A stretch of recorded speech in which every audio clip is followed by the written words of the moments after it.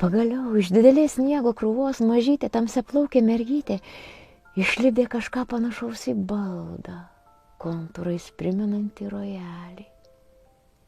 O tada nusimovė ryškiai raudonas pirštinaitės ir surimtėjusiu veideliu mažais pirščiukais sniege išraižė baltus rojalio klavišus.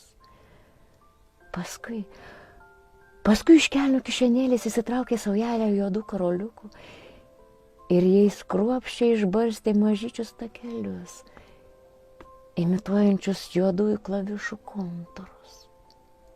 Tada paskubomis surideno didelį sniego rutulį ir pasistačiusi prie rojalio iškiliai atsisėdo. Tiesiai atstiga nugarą, atmetė galvą, iškėlė į viršų mažytes rankytes, tarsi pasiruošusi groti.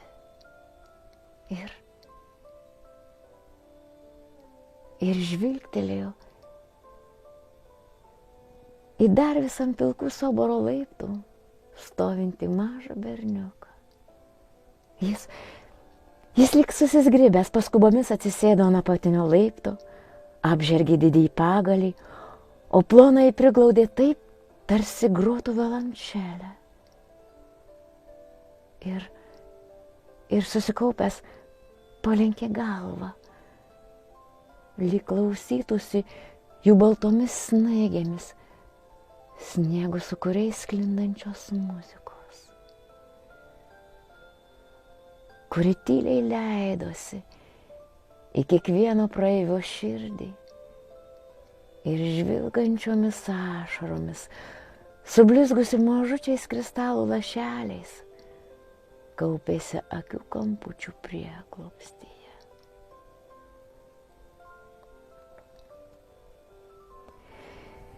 Prie galinės didelio kambario sienos ant mažų auksinių ratukų stovėjo juodas fortepijonas. Prie jo, prigludusi juodame odinėme dėkle, ilsėjosi violončelė. Virš juodų užtiesalų užsiuvinėtos mažučiais perlamutriniais blizgiais karoliukais užtiestos lovos buvo pakabintas didelis paveikslas, kuriame rapitografiniu pieštuku buvo nupieštas grakštus moters siluetas. Ji buvo pasisukusi profiliu ir ištiestame delne laikė meilę.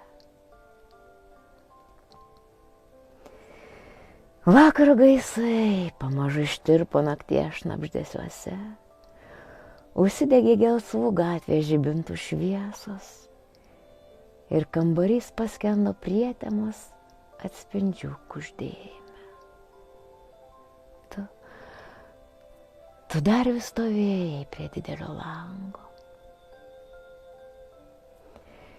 Iš gatvės atsklindantis šviesų atspindžiai įvairias spalvių šviesų blyksniais slydo tau liemeniu. Ir įsisukę baltos suknelės klostėse blykčiojo mažučiais punktyrinių linijų spindulėliais.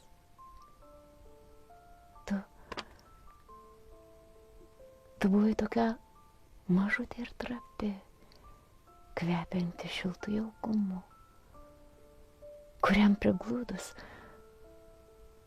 siela nurimsta, tarsi atradusi savo namus.